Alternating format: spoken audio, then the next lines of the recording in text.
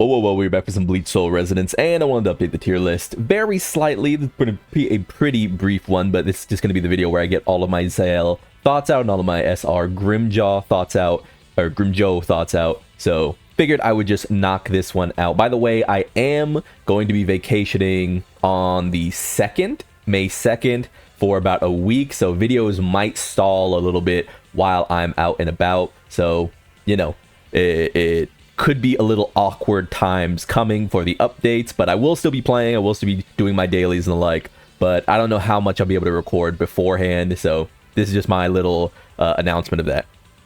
So let's start with Szayel, and then we'll do Grimmjow after because he's much less you know, much less pivotal. He's free and he is an SR, whereas, you know, we've got a big daddy here. So as far as Szayel is confirmed or concerned, I think this character is pretty much what was needed for Aizen, but I think what he's ended up doing is, let's say these two characters are like, you know, this is the 3 team, you know, this is a spear team.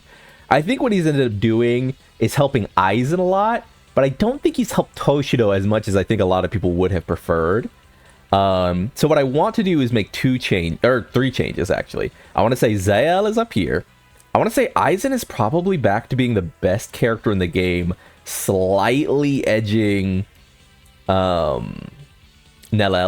I say this as... Oh, so, here's the thing. If I was going by who's the best team in the game, I would still say Thrust. I really would. But I do think that Aizen is solely the best character when bottled, and I think that Nelel just has a better team. So if I was going to grade on the curve of what team should you build if you're a new player, I would say the Thrust team. But if I'm just saying who is like the single strongest character in the game, like in a vacuum, I'm going to put Aizen up here. I'm going to say Szayel is right here. And I'm going to move Toshiro over to around here. And more than a support, though. I really don't like moving DPSs up above supports very often. But I will say, just because the strike team is still waiting on its carry. And then with that, I'll move Grimmjow right here. Because I do think he and Yoruichi share very similar spaces, right? I think that's pretty fair. Now let's sort of get in game, actually. Let's just switch over. So let's talk about Szayel first. I think that this character just does a lot for the game of Bleach Soul Resonance at the moment. They said they wanted to create a character that was sort of on the level of Kisuke Urahara. They said they wanted to create a character that was mono buffing the Spirit team, and they did succeed in both. I do think that the best thing about the last 2 releases, which are Szayel and Soifon, extremely off-field. And that's coming after we get characters like Nelel. It's coming after we get characters like Aizen, who are very field dominant as quote-unquote supports, quote-unquote sub-DPSs, right? These 2 characters have essentially become the main characters of any given run because they desire so much screen time. Soifon and Szayel are a move into, and I guess Mayuri by that case, are a move into sort of a true supporting role, a true backline role, where you very rarely see them hogging up a lot of time. I really like Szayel. They do. I am still missing his core stamp, and I still think he's really, really strong, like even without it. I think his kit is tight. I think his kit takes essentially no brain like bandwidth to operate, which is nice because, again, as a character who doesn't need to be on screen, I'd like him to be pretty chill to navigate. And then I can get characters like Aizen in. I can worry about things like Toshiro's rotations, things like that, right? So very, very strong character. On the other hand, we have an extremely field dominant character like SR plus Grimmjow, and this character is reliant on being on field, very powerful, and also a little finicky, a little more finicky than characters in his class, because he demands a lot of APM. I'd say he demands a lot of APM, a lot of dashing around, a lot of ducking and dodging, a lot of making sure you cancel out of your barrage. I think it's not this one. I guess it's like the 4th hit of his attack or something like that. Like it's the one where he does like a series of large dealing 4 total pressure. Yeah, it's probably this one. But it's the one where he just does a barrage of attacks after he does his killing intent here. Yeah, the 4th hit of basic attack right there. You can swap out of that one. You can maintain it pretty consistently, and I think that the character does lend himself to a higher activity level. That said, because of that higher activity level, it becomes very easy to sort of miss things like Yodohara's rotations, to find time to sort of get that mental stack freed up enough that you remember, oh, I'm running out of my soy phone buffs. I gotta go into soy phone. Have I rotated her in 3 times, etc., etc. Like, it isn't an easy team to play, and I think by definition it's actually probably the hardest team to play in the game, which I think is why people are struggling with Grimmjow. I mean, me, myself included, right?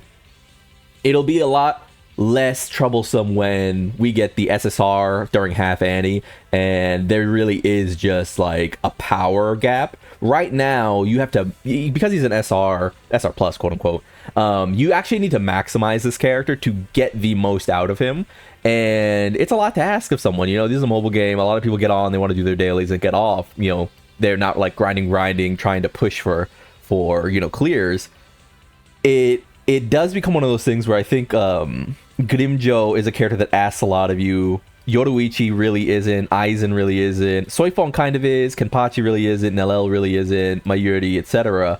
The only other character I'd say that asks a bit of you is Toshiro, maybe, because he does have gaps in windows where he wants to weave in special attacks. He wants to, use his technique and hit the timing. He has to go into ult and make sure he gets it off before the buff goes away. It's just a bunch of different things that sort of compound on top of each other, and these are sort of the characters that are a little less popular by default, right? They are a little less storied when people get to ranking them. But I think much like Toshiro, who is a character we'll talk about now, I like a character who wants you to put a little time in. You know what I mean? So, I'm a fighting game player, like a, Guilty Gear, Street Fighter, all them games, Tekken, etc., etc. Been for decades. And I always like when it feels like I have to, twist the key a little bit. I have to find the solutions. I don't really like, I'm not super big on characters that have to play themselves. And Toshiro and Grimmjow really excel in that they don't really play themselves. And that's cool. I really feel like it shines in the same way that like Kenpachi's team was very switchy when he first released. You were just going constantly dodging, going into everyone, and that's fun. And I hope they continue to make on-field characters like Grimmjow and Toshiro, where it is sort of this constant like mental struggle to be like, oh, should I go in here now? Should I try to maximize damage here? I'm in form of destruction. Should I just use my attacks, or should I swap out for my buffs? Should I do this? Should I that? Toshiro, similarly, you transform. Do you get the most out of your attacks? Do you have to swap in? Did you make sure you got your rotations off properly, that you have the full amount of buff timing when you go into your ult so you can get that big pop? Like, I do think these are positive characters for the health of the game. I really do wish that they reran him right now. If they reran him right now with Aizen, I think it would have been perfect for me, because I got Szayel in no stone jade at all, as well as his weapon. So if I could just spend this jade that I'm stockpiling, from not having to like boundary one him, not having to really pull because I got really, really lucky, then I would be able to, and also don't forget I got really lucky on Soifon. I would be able to grab Toshiro's weapon right now. It'd be pretty fun, but as it stands, I feel like I'm going to get the least amount of time getting to enjoy Toshiro, at least for a bit, because it seems like he'll be slotted out for a character like Harabel very, very soon. And, God forbid it ends up being something like Shunsui or something, which is like a real big deal character for me. When Shunsui drops, that's going to be my boy. So, we'll have to see ultimately, but yeah, I think Toshiro has really, really, really defined his space with the release of Szayel. Again, a character that's a little tricky to gear, but he does have his gear event running, so it's not like super bad, but yeah, I've been really impressed with the releases so far. I think we've had a good run of characters. We have good buffs as well. I mean, Toshiro got jumped up by buffs alone. I do kind of like this. Soy Fawn is probably going to be up here once Pantera drops, but for now, I'll just keep her here. I want to be modest about putting characters like way too high up. I always want to sort of maintain that. Grimmjow I like there. I think he just does a lot, especially if you don't have like really high beat dupes in Yoruichi. And as I am a free to play and low spending like related channel, I only really talk about B0s to B2s. Outside of just giving my opinions on the B4s and B6s.